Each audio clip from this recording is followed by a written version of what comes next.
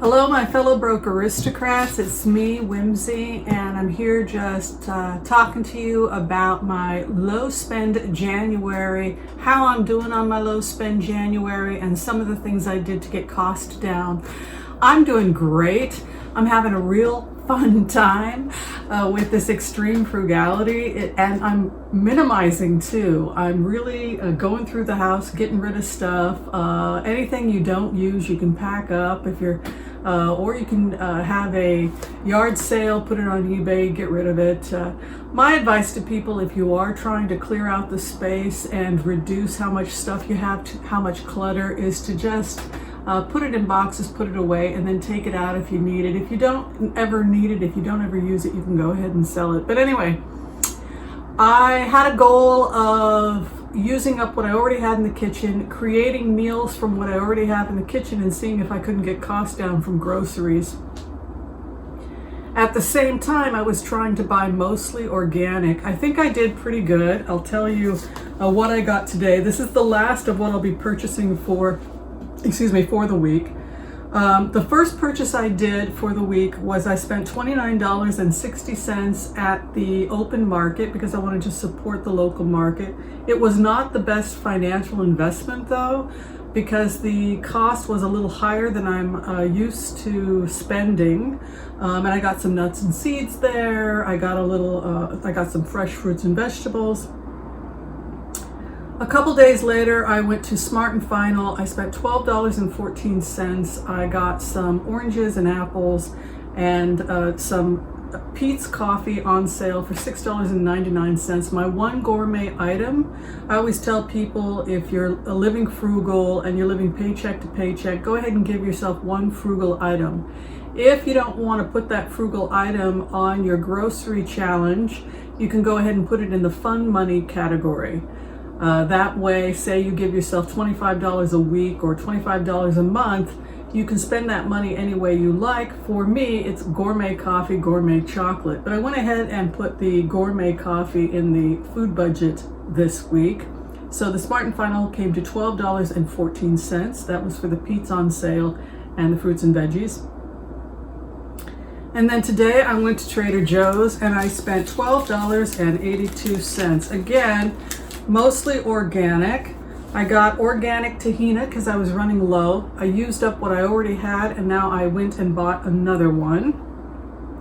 And that came to $3.69. That's a lot of tahini, and it's going to be used to make sauces, etc., hummus, and it should last me a while. Multi-grain flax seeds are something I like to have around. I eat these with hummus. I just snack on them. They're fairly healthy. They have sugar as the last ingredient, so they do contain a little bit of sugar, but they're, for the most part, fairly healthy. These I like having around, like I said, and they're $1.39. I got some 19 cents each bananas from Trader Joe's. These are not organic because they have a peel. Their bananas are not heavily sprayed. And they're not GMO, so for that reason I don't go organic with my bananas.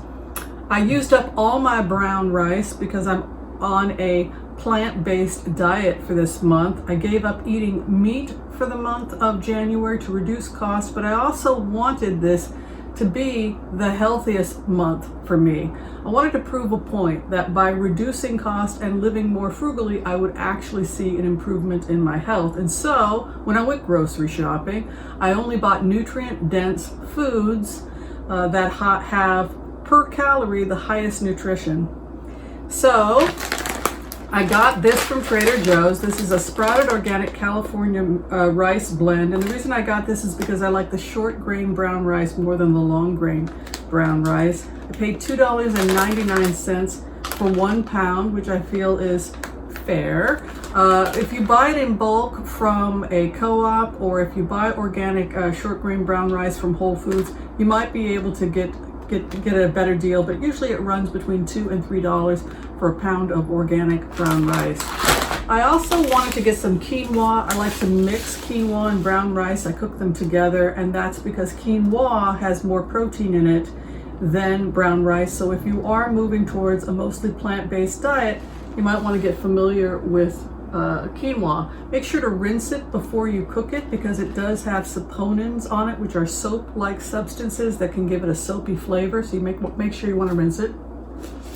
The tricolor quinoa came to $3.99. So the total cost this week, and that was with buying organic at the farmer's market, came to $54.56. Slightly more than I wanted to spend for the week. Like I said, if I had bought those vegetables at, say, Ralph's or Kroger's or even Whole Foods, I probably could have gotten the cost way down. I could have bought nuts and seeds, for example, in bulk at the local co-op or health food store, and again, it would have been cost effective.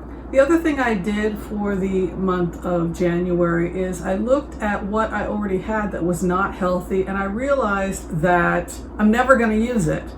I'm never going to use it because I don't want to be putting garbage in my body. So I went ahead and I went through the cupboards and took out stuff that I don't think is very good for me, like the white stuff, the white egg noodles, the can of salmon and the can of tuna I gave to a next door neighbor who still eats fish, just because, again, I'm cutting out animal products. That's my own preference. I'm moving more towards a vegan diet. So those are some of the things that I did to reduce cost, stayed within my budget, and improved my health while living frugally. And I want to talk a little bit about something that Dave Ramsey talks about. What is the best determinant of whether or not you're going to be wealthy? Rate of return, etc. And he talks about consistent investing. I would say, as a naturopathic doctor who lives a frugal life, and I'm a medical minimalist, that the best investment that you can make financially for yourself is that you not get sick, that you not compromise or skimp on your health, that there are ways to live dramatically below your means and actually improve your health. And that's one of the things I wanted to prove for Low Spend January, that my health was improving, that I actually started losing weight, which I needed to because I overindulged in December, like many of us did, and ate far too much chocolate and chocolate cookies and cake, etc. So the goal here was to prove that frugal living is associated with long life and good health. Again, when I went shopping, I only bought foods that were nutrient dense, in bulk, that could be made from scratch. Rice and beans, organic, is not expensive. $2.99 a pound for organic brown rice is not expensive. It doesn't take a lot of work to learn how to make these foods tasty. The other thing I would say is that it's the better environmental choice. If you're buying more food than you can consume healthfully, it's going to wind up being wasted. It's going to sit in your cupboards, and that's taking a lot of energy from the environment. It's having a negative impact on the environment because it requires energy in order to package things. It requires energy to package things in plastic. This is wrapped in plastic, which I'm not a fan of. I know that Trader Joe's is trying to reduce the amount of plastic they're using, but they're still using a tremendous amount of plastic. So if you are buying things in plastic, you want to make sure that you consume them and use them all up before going and buying something else. So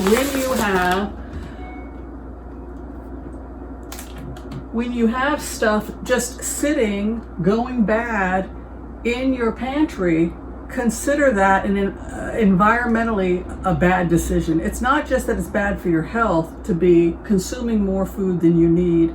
This waste is problematic environmentally. So just be aware of that and try and only buy what you already need. Use up what you already have. Plan your meals with what you already have. And last, don't overcook and don't overconsume. We not only waste food by buying stuff we never plan on using. It sits and goes bad in our pantries. But the other way that we waste food is that we prepare more food than we can consume, and then we end up throwing half of it in the trash I stand accused. I waste a lot of food. A lot of that has to do with the fact that I live alone, I'm single, and making meals for a single person, even if I'm heating it up, reusing it, I still find myself wasting food.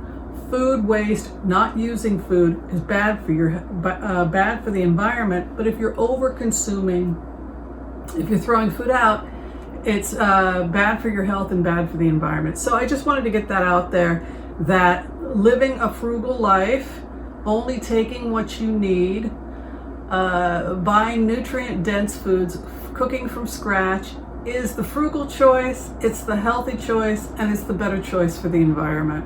All right, I want to thank everybody for watching this quick video of Broke Aristocrats. Be sure and share, like, subscribe, and tell me what you're doing to take care of yourself without breaking the bank, and how medical minimalism is working for you. Take care, everyone. We'll see you next time. Bye.